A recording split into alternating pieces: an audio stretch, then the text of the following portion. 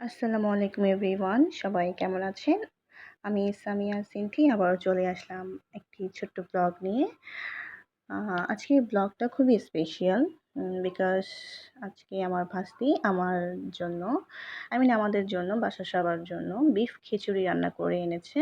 ওর হাতে বিফ খিচুড়িটা খুবই মজা। আমার স্পেশালি খুব ভালো লাগে। আর খুব সুন্দর করে রান্না করে পোলাওর চাল দিয়ে বিফ গরুর গোশত আ দিয়ে রান্না করে এত ভালো লাগে খেতে। তাই আমি প্রায় সময় ওর কাছে মর্জি করি যে আমাকে খিচুড়িটা কিন্তু খাওয়াতেই হবে।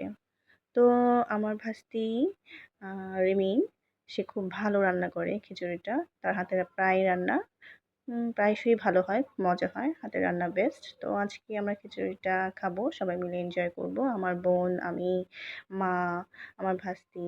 আজকে আবার আমাদের বাসায় থাকবে ৩ দিন আজকে সহ। তো এই তো আমরা খিচুড়িটা, সালাদ, একটু লেবু আর আমের আচার বেশ আচার দেখতে পাচ্ছেন এখানে। সেই আমের আচারটা দিয়ে আমরা খাবারটা এনজয় করব। সবাই আমাদের জন্য দোয়া করবেন। আল্লাহ হাফেজ।